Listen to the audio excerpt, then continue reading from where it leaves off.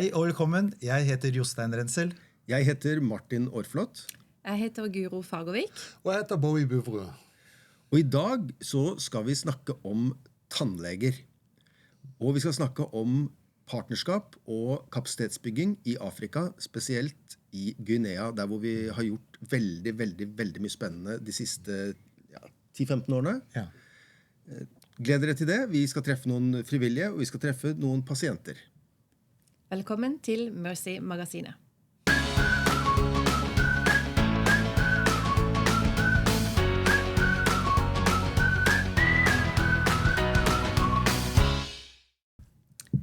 Nå skal vi treffe en pasient som heter Lucy. Hun 14 år gammel, og hun hadde da tannverk når hun var 4 år gammel.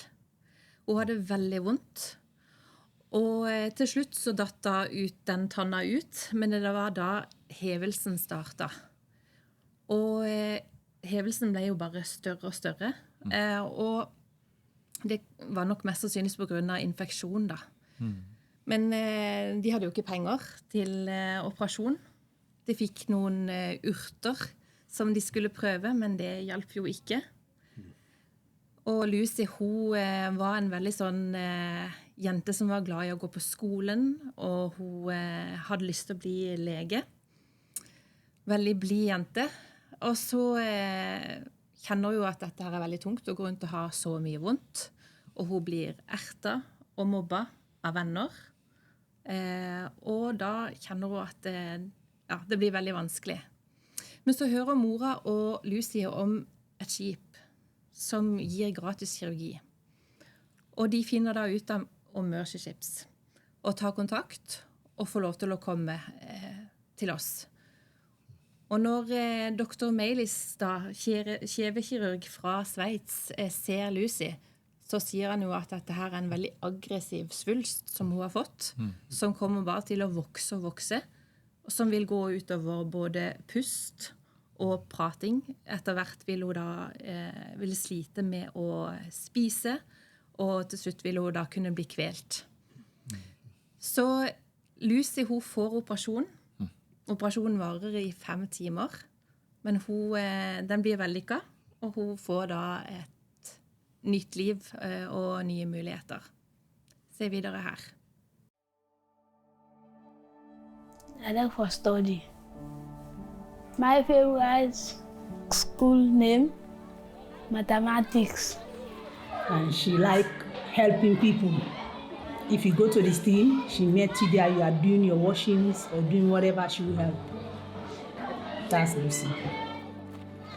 Well, I've been there 4 years, and they teach me for me. When we for me, now they teach to come, now they start from sweat. So now they teach to be. When she was in class, you know, some of the kids were saying, I don't like her because of this, and they were staying far. Each hour they drive me, they play with me, they be friends, they play. They will be my best buddy because while they near me, they drive me. I have empathy for her, really. Because if it is my child, I will not want her to be like that. Can you please shape? Make sure you shape. Without any surgery, then the mass would have become bigger and bigger. Ultimately, she certainly would have experienced swallowing difficulties, getting food in her body, as well as airway obstruction, and that probably would have ultimately lead to her death by suffocation, which is something we never wish to anybody.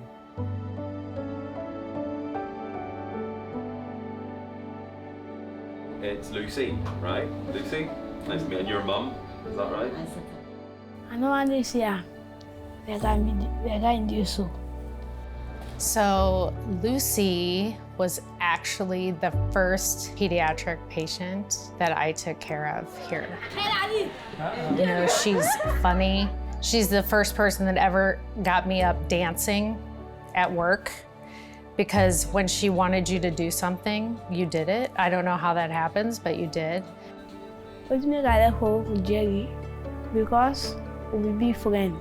Why we got a hold with her?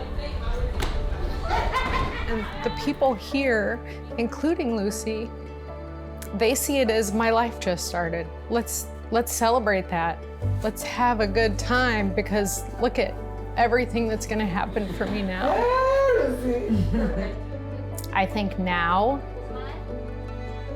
she can do whatever she wants. I think she can do anything. And I think she knows it.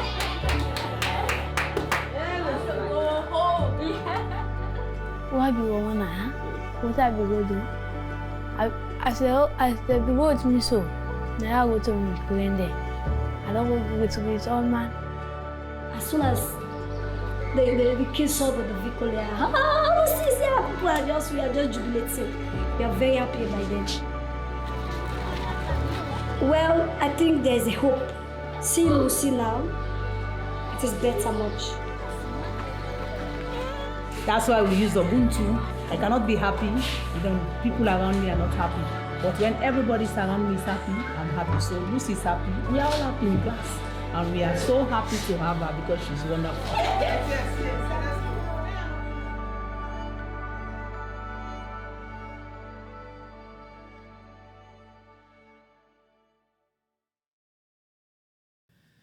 På våre sykehusskip så har vi operasjoner, og det er skjelett, det er ortopedi, det er svulster, vi har øyekirurger, men nå i dag så snakker vi altså da om tannleger.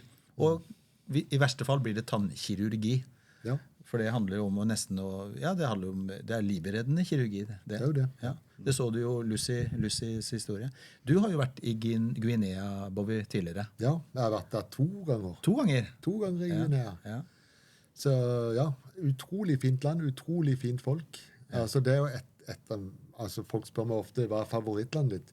Og Guinea har alltid vært et av favorittlandene mine. Så det...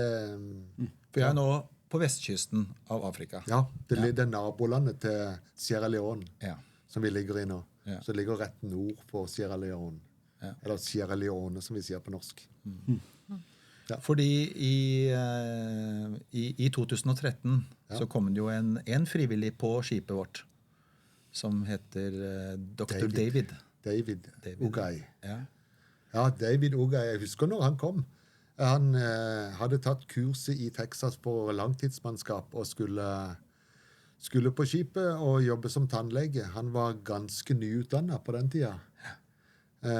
Og veldig fin fyr. Jobbet som tannlege da. På tannlegeteam. Da hadde vi et ganske stort tannlegeteam.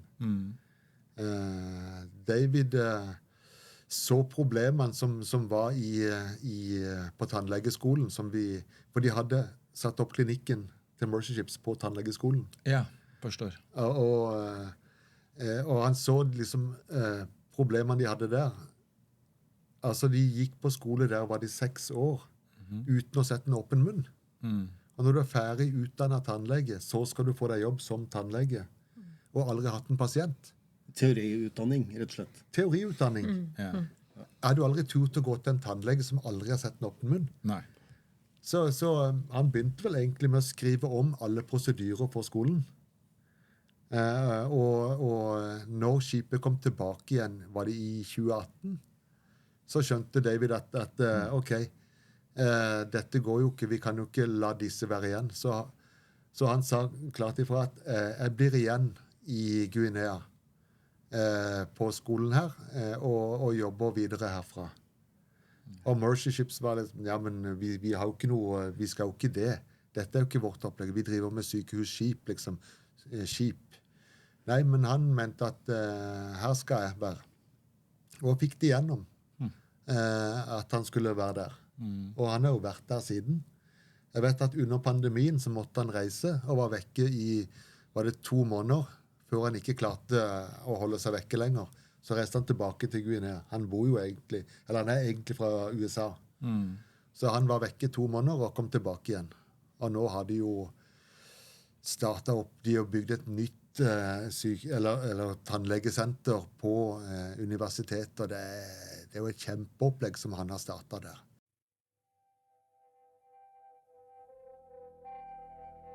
And so actually in 2012-13, right after I graduated dental school, I joined Mercy Ships, and just by chance. I was here in Conakry, Guinea, so I did the whole field service, about 10 months working as a dentist on the dental team, seeing a lot of patients every day. I mean, I gained a lot of experience, met a lot of awesome people, but we would just continue seeing patient after patient after patient after patient after patient after patient, right? The line never stopped, just kept growing and growing and growing, right? And so you start looking at this problem, especially when you've been doing it for 10 months. There's some foundational principle that you're not hitting here, because why is that line growing? If the need is that much, why is the need that much? That experience with Mercy Ships in 2012-13 really got me interested in expanding and understanding and trying to learn more of how to affect the dental system here in Guinea. That was the start of how I got here. Why I'm here now? You wake up every day, and if this is the place you're supposed to be, you stay there. That's it.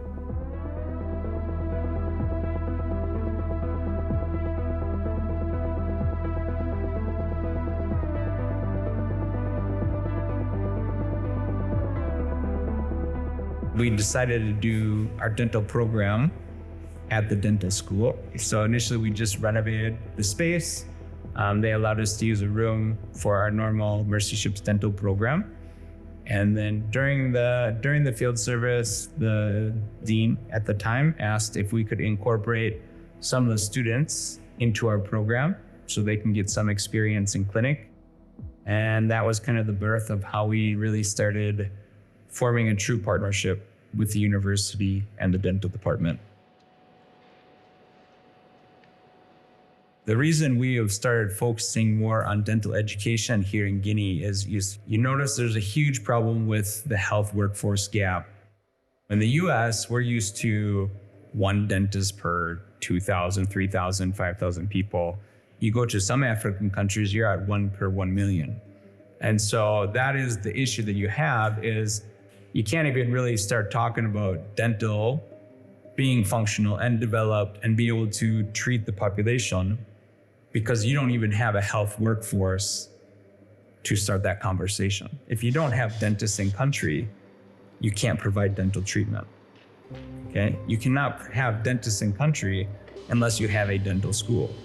So that is the big focus of why we're here at the dental school. The problem was because of resource constraints in the department, they were having more problems with the clinical training experience side for the students. Parce qu'au cours de notre formation, on n'avait pas du tout suivi des formations pratiques. C'était littéraire. You can have 50 dentists, but if they don't have the experience in clinic, if they don't have the experience with patients, you're going to graduate a lot of dentists. You're going to have a great improvement in health workforce to population. But the problem is, functionally, it's not going to make a difference for the actual true need for the population. If anything, it puts the population even more at risk if these are not well-trained dentists, because then they might start doing procedures that they don't fully understand, or they're not fully qualified for, or they're not fully trained for. Il y a eu une de mes tantes qui a eu une douleur dentaire. Nous sommes partis à l'hôpital, mais l'extraction a été très difficile. D'accord? Elle est revenue à la maison avec des morceaux de racine. Quelque temps après, ça s'est infecté. Plusieurs temps en fait, ça s'est infecté, ça s'est transformé en cellulite, une extraction.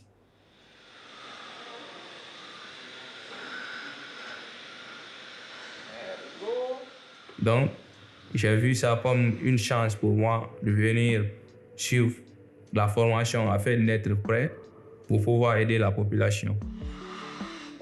Car on dit plus souvent, celui qui ne dit pas pour servir ne sert à rien. Donc c'est ce qui nous motive beaucoup plus. We have more students that want to come in than we can handle.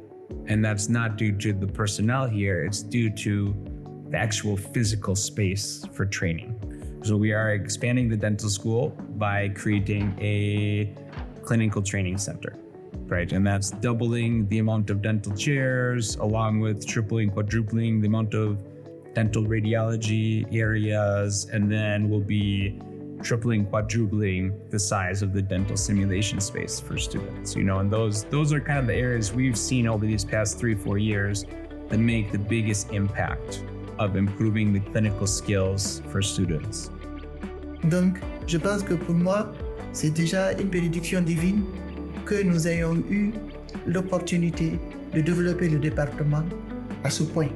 Je pense que pour moi, c'est plus qu'une joie, c'est un rêve qui se réalise. Through this journey and pathway with the dental school, we realized that they were lacking specialists in specific areas in the fields of dentistry. Nous avons longtemps souffert des difficultés du manque d'enseignants spécialistes. So currently, Mercy Ships has an agreement with a dental school in Morocco that offers specialization training. That agreement allows us to place Ghanaian dentists, and we specifically chose dental students that spent time with Mercy Ships in their training. And what this agreement states is it gives them access to a 4-year specialty program at the university in Morocco. And once they're completed, the agreement states that they are to return to Guinea and they will become the teachers here at the dental school. C'est une première, mais en tout cas dans ma carrière, c'est la première fois que je vois ce type de partenariat pour les spécialistes. Et j'espère que ce partenariat ne s'arrêtera pas. Ça va tout changer. Ça va tout changer parce que là, on n'a pas tellement de spécialistes. On n'en avait pas dans certains domaines, carrément du tout. You very rarely find a group of people like that are willing to dedicate and work hard and focus and do whatever is necessary to make big changes in themselves, to make big changes for the school, and also have that understanding that everything they're doing is going to make a big change for the Guinea dental system. On est conscient vraiment de ce qui nous attend demain. Ça, c'est une grande responsabilité. Je veux travailler dur parce que la seule manière de les remercier, c'est de travailler dur, rentrer au pays et servir. J'ai hâte de terminer cette formation et rentrer chez moi, partager la formation que nous avons reçue ici. Parce que le besoin est là-bas, on connaît les besoins, on connaît les problèmes, je pense qu'on sera les solutions. Ce sont des médecins dentistes absolument formidables. Ils ont une volonté d'apprendre, une soif d'apprendre et ils sont vraiment très sérieux. Je pense qu'ils seront les bons profils pour être de bons professeurs dans le futur.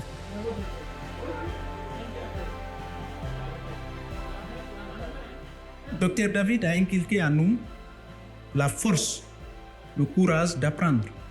Il nous a fait rêver. Il m'a permis de savoir que les études, ce ne sont pas seulement d'être intelligent, mais par contre, c'est d'être endurant et courageux. Ça a déjà changé notre mentalité de voir notre profession. Ça nous a donné le goût d'avancer. Ça nous a donné le goût d'aller plus loin. Il a été à la base d'un tournant qui a vraiment impacté ma vie. Parce que nous aussi, avec tous les conseils qu'il nous a donnés, on va essayer de se battre. On va se battre pas pour nous seuls. On va se battre pour la Guinée. On va se battre pour faire rayonner la santé bucco-dentaire en Guinée. C'est pourquoi à chaque fois, chaque jour que je prie pour Mercy Ships et Dr David. Je prie pour eux pour qu'ils puissent davantage avoir les moyens pour aider les gens démunis et voilà, je vais pleurer. In Mercy Ships, we do anything we can for the patients, no matter what. No matter who they are, no matter where they come from, no matter what religion they are, no matter what tribe they're from, we put our resources for that surgery to be successful and they get the best care possible, which not only includes the surgical care, but also just having nurses and people around them, supporting them, loving them, carrying them, treating them well, treating their family well, treating their caregivers well, hugging them, playing with them, singing with them, laughing with them, crying with them. All of those type of things go into why Mercy Ships as an organization is successful with our direct medical services, our direct surgical services. So then if you're looking at how are we going to support medical professionals in Africa, wouldn't you use the same approach? And that's what we're trying to reproduce here. The same stuff that you see when you walk onto the ship. I want someone to walk into Gamal and say, hey, something is different here. I can't understand what it is. That is the number one thing people say about Mercy Ships. I walked onto that ship and something is different here. I cannot explain it, but something is different here. And I hope someone walks into this clinic, into this school and says, hey, something is different here. That will be my measure of success.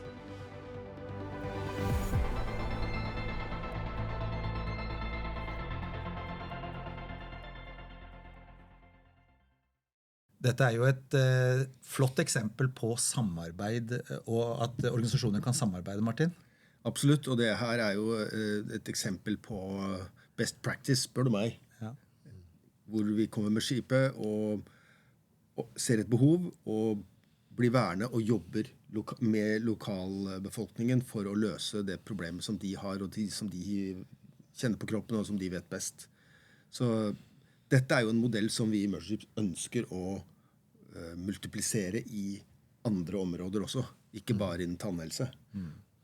Denne formen for kapasitetsbygging jo liksom et skoleeksempel på moderne utviklingsarbeid, hvor lokalbefolkningen i førersetet i forhold til å lede an i forhold til hva slags behov de trenger, og så kommer vi og støtter med ekspertise der det trengs, og multipliserer den kapasiteten som vi har.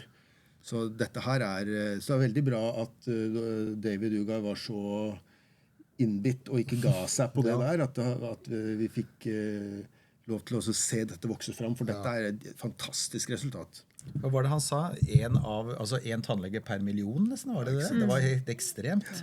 I Sierra Leone, hva var det dere fant ut? Nei, de har 10 tannleger i Sierra Leone, og det befolkning på 8 millioner. Nettopp. Så det sier litt. Og derfor det så viktig at vi får trent disse tannlegene, slik at de får praksis. Ja, de sa jo også det at nå har de akkurat sendt 6 studenter fra Sierra Leone til Guinea, til skolen der. Så dette noe som virker, og noe som kommer til å vare. Jeg med på å nesten doble antall tannleger i Sierra Leone, men uten at det hjelper så veldig mye i første omgang. Nei, de må gjøre det. Så dette et langsiktig arbeid, så det må tas over. Vi må ha 5, 10 og 15 års perspektiv på dette. Og at de får eierskap til det selv, at det de som styrer dette, at ikke det vi som kommer inn og skal gjøre alt, men at det de som styrer det. Det jo veldig, veldig bra. Og det som så morsomt, eller så spesielt, det at de nettopp har åpnet en ny avdeling for nettopp å trene tannlegestudenter. Ja. Og det var da 1500 kvadratmeter med bare treningsfasiliteter. Det veldig bra. Officiellement va se faire et l'honneur a été donné au docteur représentant le pays, David, désormais Daouda, et au ministre de l'enseignement supérieur. Mesdames et messieurs, en inaugurant aujourd'hui ce centre de formation et des soins odontologiques, nous faisons un pas de plus vers l'amélioration de la formation tout en soutenant la santé de la population. So overall, there's 22 dental chairs throughout the building. So the dental school expansion is a brand new building we built for the dental school to increase the amount of clinical space available for student training. C'est une grande opportunité qu'ils nous ont donnée d'avoir tout le matériel qu'il faut pour travailler sur les patients. On ne manque de rien. On ne pense pas se plaindre un jour qu'on manque de quelque chose. And the expansion of the dental school provides extra space to have each student get that experience so when they graduate, they're well-trained, qualified, and ready to treat the local population. I think what the grand opening also represents is the potential. There's a lot that we can do in partnership with universities, and then thinking about how we can continue to grow and develop that way of partnering. Alors, je voudrais simplement dire merci à Mercyship parce que nous ont permis de sortir de l'ornière et de devenir la lumière en termes de chirurgie dentaire.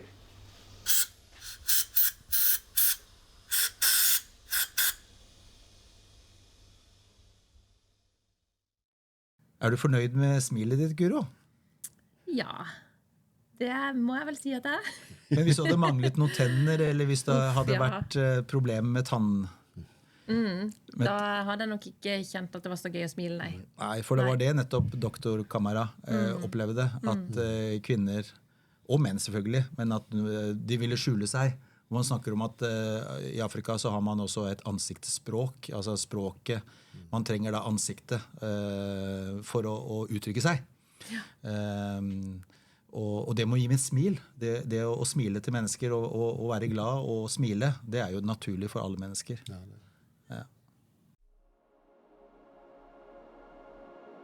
I remember one day I met a woman, she's from Fulani. It's one of our regions in Guinea that most of the beautiful ladies are from there. She was very beautiful, but she couldn't smile. She was just smiling like... And I asked, why can't you be free, feel free and talk to me? And she started smiling and she tried to hide her smile. I said, oh, now I understand why you don't want to smile. The way that we don't have good teeth, it can change our face. You know, in Africa, we have face languages. Your face can try to explain so many things. And through this one, I said, I want to be part of this kind of people who can put smile on people's face. My name is Kamara Salimatu, and I'm a dentist.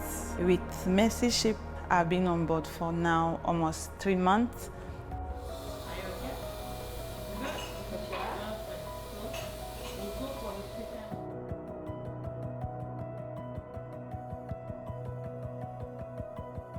If you have a quality training, this is what is happening to me now. I can go and work everywhere. I will not be shy. I will be very confident, and you will not be limited.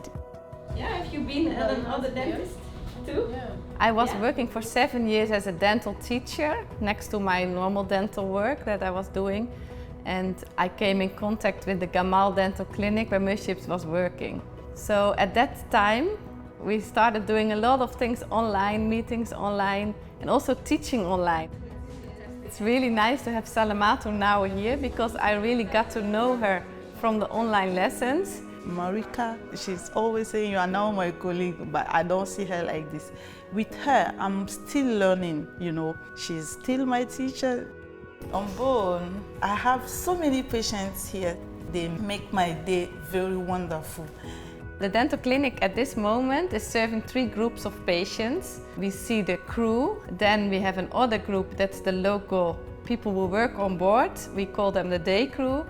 The 3rd group we see, that's the hospital patients. So doctors refer patients to us, patients who need surgery and they sometimes have big inflammations and they say first the dental care needs to be good, then we can do the surgery. I like saying, being a dentist, every patient is a new case. Every tooth is a new case. You will always learn, always. Anytime that you are touching somebody, you are going to get experience. And I was very happy to know that Sierra Leone too, we have this kind of chance, like in Guinea we had it, and it will really improve the way to be practicing in Sierra Leone.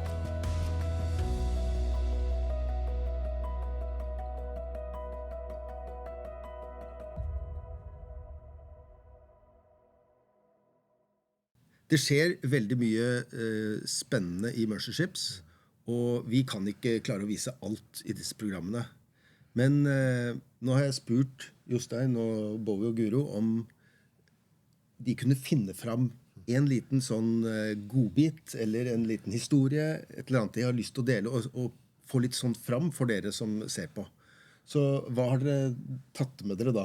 Jostein, kan ikke du begynne? Jo, det passet jo fint at vi hadde om tannhelse i dag da. For jeg tok med en kort liten video om at vi har laget en mobil klinikk i en container. Og det litt spesielt. Og denne containeren, denne har jo da blitt en fullstendig tannlegeklinikk. Ja. Der du, som egentlig dobler vårt bidrag da. Altså på skipet vårt, Global Mercy i Sierra Leone, så har vi en tannlegeklinikk, og det jo en mannskapstannlege. Og så det en tannlege for alle day crew, altså alle de lokale medarbeiderne som jobber hos oss. Ja. Og så det jo for de pasientene som kommer, som trenger en henvisning fra legen da, ombord. Men når vi da kan flytte faktisk, når vi kommer da med et skip, og vi har en container, vi kan bare flytte den fra dekk, og rett på skipskaia. Ja. Og det bare å åpne dørene, og så har du en klinikk. Har du en hel klinikk der, ja. Men du kjenner litt til bakgrunnen? Jeg kjenner, ja. Mareike som tannlege ombord på Global Mercy. Hun har vært på Africa Mercy tidligere, og jeg kjente henne i flere år. Hun og mannen, de ute med familien. Når vi var i Senegal med Mercy Ships, så var det så mange tannleger i Dakar. Så vi la ned tannlegeteamet, for vi ville ikke ta jobben fra alle de. Men nå ser vi i Sierra Leone og på Madagaskar så trenger vi tannleger. Så derfor fighter hun for å få gjennom at vi skal ha en container på hvert skip der vi kan ha en tannlegeklinikk.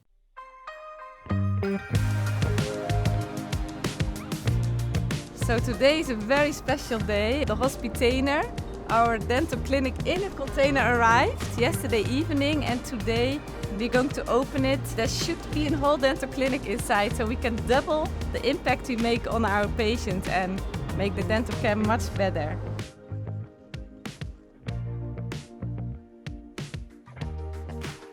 It looks like a normal container from the outside, but when you step in, it just feels like a normal, full-equipped dental clinic. From the moment it was there, we could have more volunteers coming in and see twice as much patients that we did last field service.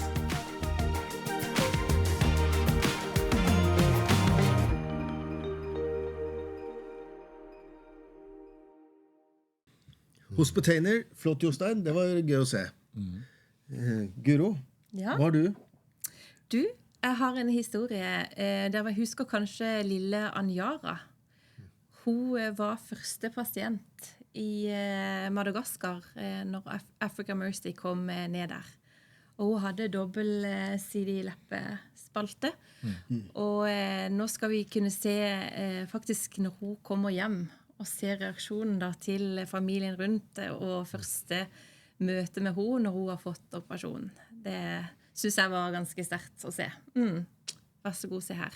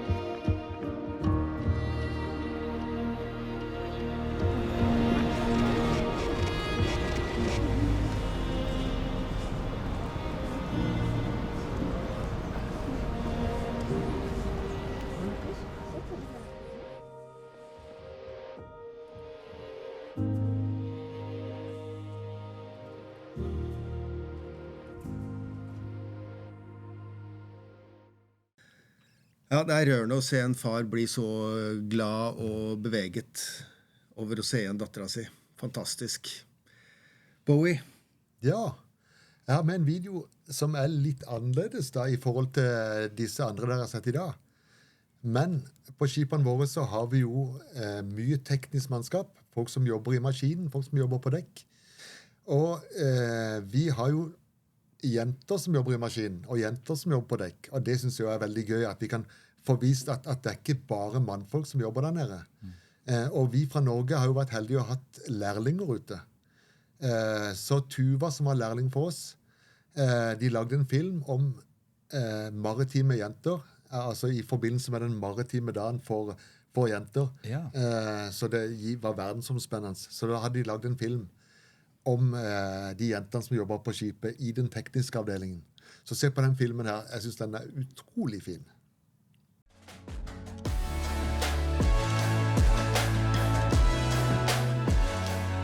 I wanted to travel and like see the world. It is a bit different from the standard working behind a desk. Yeah, that would not fit me.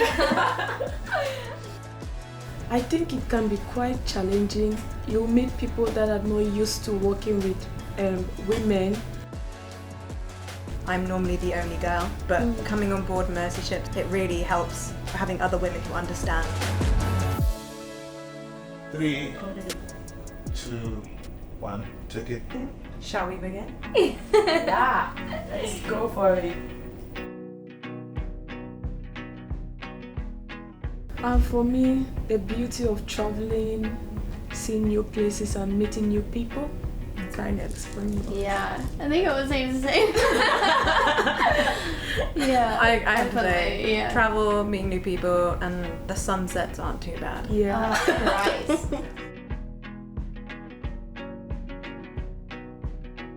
I think it can be quite challenging. You meet people that are not used to working with women in a more male-dominant field, and it can be quite challenging for them. On the same hand as well, I've also come across men as well who really support and are rooting for me, and most of them are my mentors. I've been at sea for a long time now. There's been a few crazy things, but I do have to say, actually, the craziest is being on this ship and seeing surgeries happening, and seeing the impact it makes in this country. Like we can go out and like see how needed it is that we're here. Like we feel like like we can see why we're doing it and stuff. Yeah. That's really Yeah.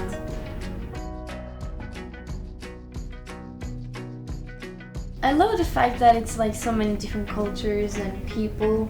Yeah, and I also like the community as well. Also the fact that it's a faith-based organization. It's really encouraging for what we stand for.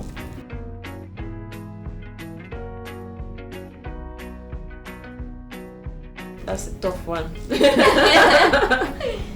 My advice would be for them to find a mentor, and the second would be don't try to prove yourself with men that what they can do, you can also do. I think we are all created equal, but in different roles. Just find what you have to offer and work as a team. I think also, for advice, bring something which makes you feel girly on board. So I always bring like a face mask, or I do my nails, and that's just like my little secret girly thing. I'll be in my boiler suit.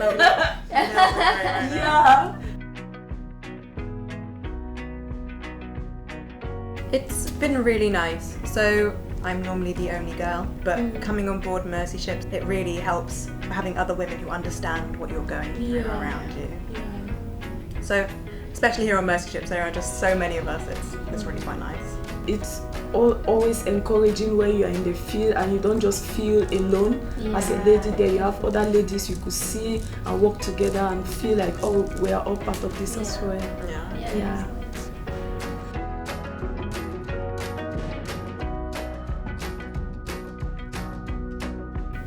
We just never ate this biscuit.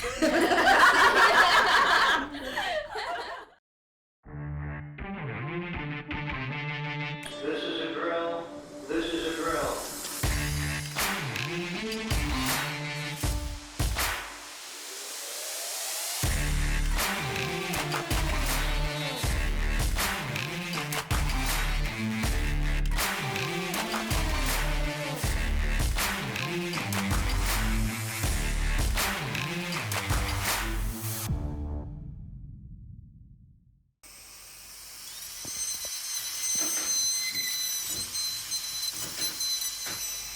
Ja, da har jeg kommet meg på tannlegene i Jarhuset, hos Dag Tvedt. Og her ser du at kirurgen står bak meg og skal i ferd med å heldigvis ikke behandle meg i dag. Nei, heldigvis ikke deg, men velkommen også. Ja, takk skal du ha. Vi skal ta en liten prat med Dag. Du tannlegekirurg. Hvorfor du tannlegekirurg?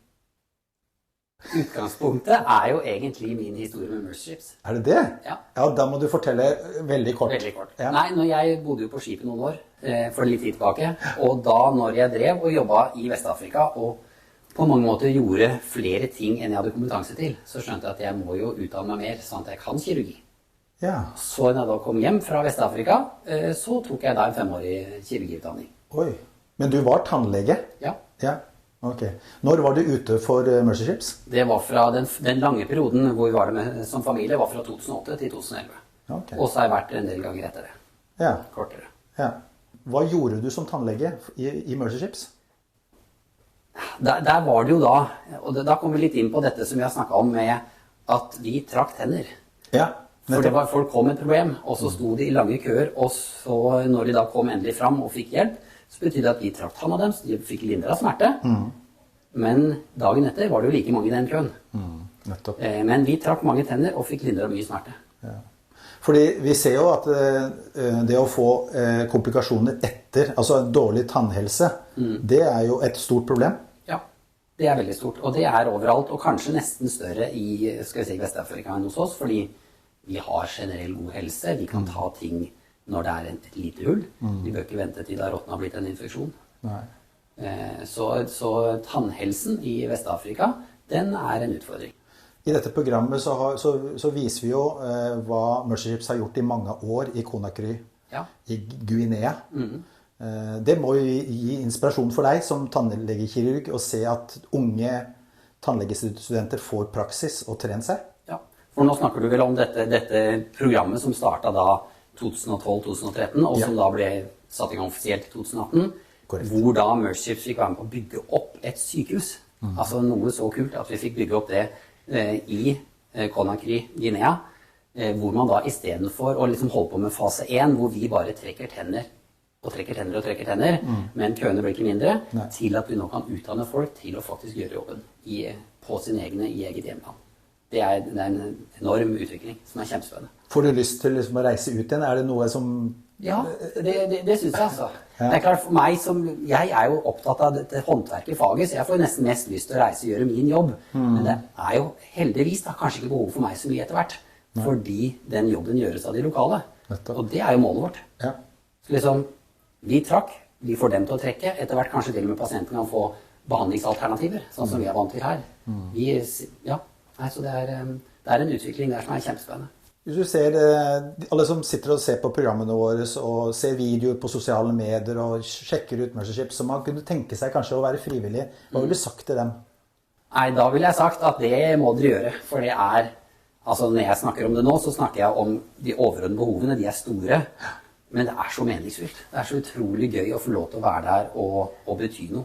Og det opplever man i hverdagen, at jobben har mer å si.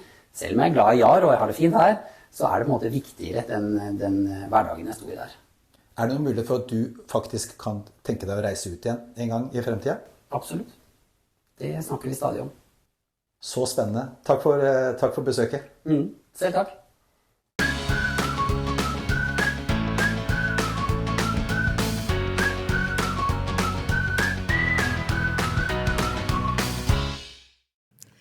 Nå skal dere få lov til å treffe svenske Josefin. Hun frivillig ombord på Global Mercy. Hun ute for 8. gang faktisk. Wow. Ja, og hun anestesi-sykepleier, og ombord så jobber hun som leder for anestesiavdelingen. Og det hun kjenner på jo det her med å få muligheten til å faktisk bruke yrket sitt til å prise Gud, og til å være et sted hvor det trengs så sterkt, den kompetansen som hun har. Og hun utfordrer oss til, altså vi som kjenner kanskje at vi har lyst til å dra ut, til å faktisk bare gjøre det.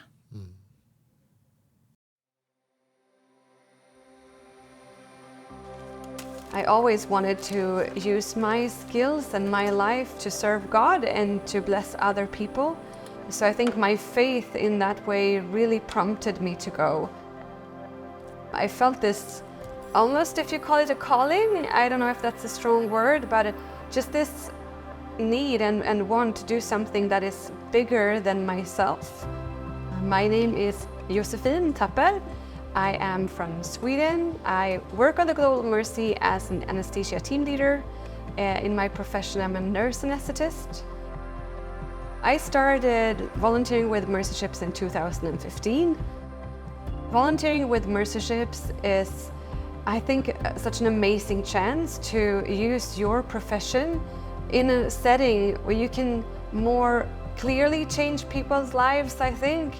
And we do that, of course, in our home countries too, but because the need here is so big, I think that's such a valuable thing to be able to be part. You're a small part, but you're part of the bigger picture of bringing safe and timely healthcare to these countries. I keep coming back to Mercy Ships because I see the need in the countries where we serve. I see the need for both patients, but also for professionals of having mentoring and a chance to be equipped to do their work to their best ability. I've had the opportunity to have about 30 local nurse anesthetists on board, and it was so rewarding just meeting these colleagues and sharing professional skills with each other. I think that's the way to go if we want to make a lasting impact in the countries we serve in, to mentor, to educate, to advocate for our colleagues here. If you're thinking about coming and volunteering with Mercy Ships, I would just say do it. It is so valuable. You get to be in a community of people that are like-minded.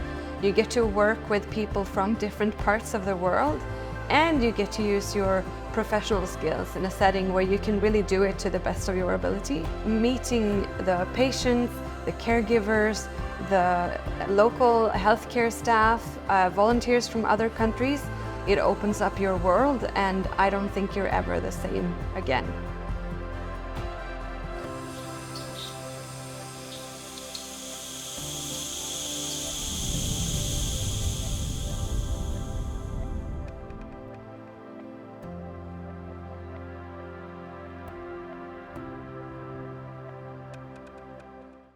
Det flott å se svenske Josefin i aksjon, og våre svenske kollegaer, de har vært veldig gode til å få rekruttert frivillige de siste årene. Og Bowie og Guro, det jo også deres daglige hovedansvar, det å rekruttere frivillige, og med 2 skip i full drift så trenger vi masse folk. Hva det vi trenger folk til nå om dagen? Hvor det skoen trykker, og hva det folk som ser på bør vite om de behovene vi har nå? Kan jo si at på årlig så trenger vi jo ca. 3000 frivillige på begge skipene våre. Så vi trenger mye folk. Og vi har jo 200 stillinger på skipene. Der 100 av de direkte mot sykehuset, og resten støttefunksjoner. Alt fra busser, messer, folk som sitter i resepsjonen, og folk som står i kaféen. Så det utrolig mange forskjellige roller. Men akkurat nå så trenger vi jo mye helsepersonell. Og det, på operasjonsstua, operasjonssykepleiere, anestesi, vanlige sykepleiere, kirurger, masse kirurger vi trenger. Og de som har også erfaring med å lede dette personellet, altså teamledere, trenger vi, har vi et stort behov for. Vi prater jo stadig med de frivillige som reiser ut med oss, og noe som jeg har merket meg, det at nesten alle sier at det passer jo aldri. Så hvis noen går og venter på at liksom anledningen skal by seg, at nå, bare vi får gjort det, bare vi får liksom flyttet til det nye huset ferdig der, eller vi har fått liksom gjort unna det prosjektet i livet, så skal vi reise. Det fungerer sjelden sånn. De fleste som reiser ut sier at du må bare bestemme deg, så må du bare begynne å planlegge. Så hvis du lurer på å bli frivillig, så går du inn på hjemmesiden vår. Der ser du en grønn knapp øverst, der det står «Bli frivillig». Så trykker du på den, og så kommer du videre på en side. Der kan du scrolle opp og ned. Der står det veldig mye viktig informasjon. Men øverst på siden så står det se ledige stillinger. Trykker du på den? Når du har trykket på den, så kommer det frem noen rubrikker med forskjellige yrkesgrupper. Når du trykker på en rubrikk, så kommer stillingene frem. Da står det stillingsbeskrivelse. Da kan du trykke på en stilling, så ser du eksakt hva det gjelder. Og da står det hva du trenger av utdannelse for å ta den stillingen. Og viktig å lese gjennom hva som står der. Og helt nederst på den siden så står det apply now. Det jo på utenlandsk. Engelsk, rett og slett.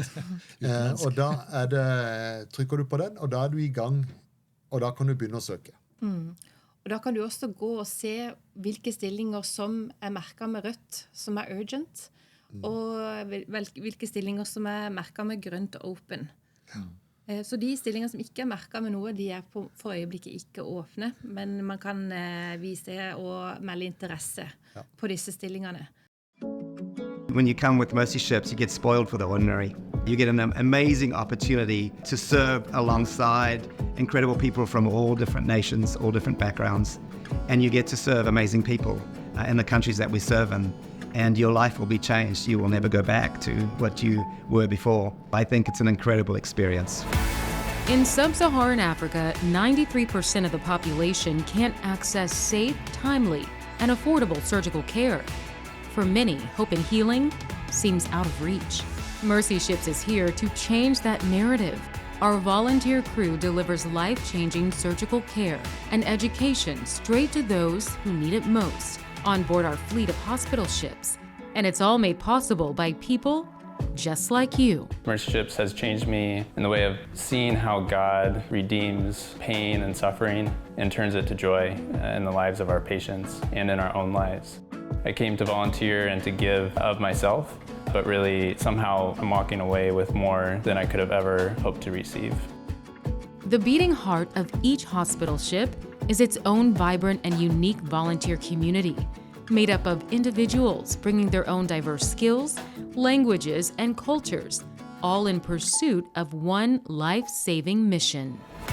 Mercy Ship is not just about the work, it is also about the love and caring that people have for one another. The moment you board the ship, you become an instrument in God's heart. While surgeons and medical crew bring hope and healing in the operating rooms and wards, the need for volunteers goes far beyond the hospital. Mariners, engineers, cooks, plumbers, teachers, administrative professionals, and so much more. No matter your skill set, if you want to use your time and talent to change lives while experiencing life-changing transformation for yourself, then you're exactly the kind of person we're looking for on board. It's a unique opportunity to use your skills, talents, and gift to help others in need. It's a chance to make a real difference in the world. When you come in here and instead of numbers, you see real people and you see their faces and hear their stories, everything changes. In here, you grow as a person and as a professional. After Mercy Ships, you can just go back home and keep being the same person you were. In here, you find purpose. Our purpose is a mission 2,000 years in the making, to love and serve one another as Jesus Christ did. Mercy Ships is committed to partnering with Africa to make a lasting difference. And it takes a community of passionate and daring people like you to make it happen. Come experience it all for yourself and find your place on board today, as together we show how hope is on the horizon.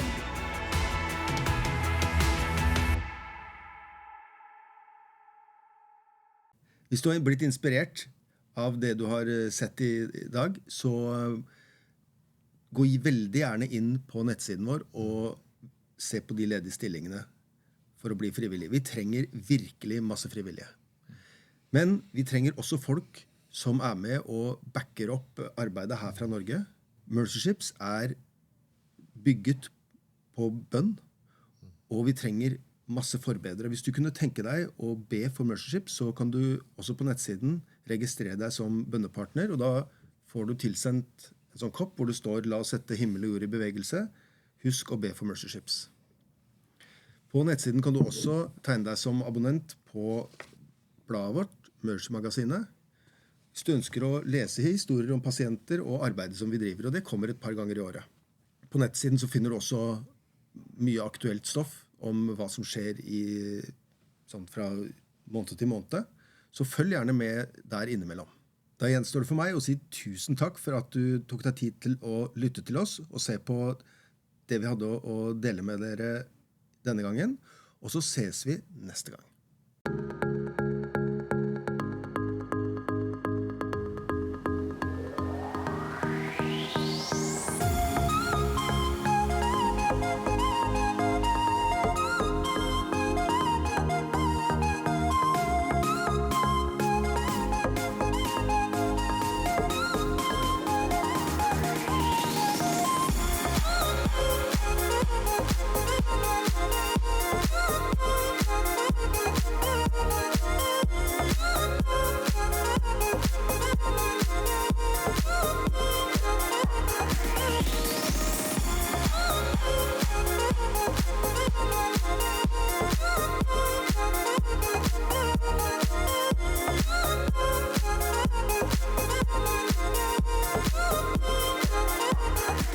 Thank you! Thank you! Yeah!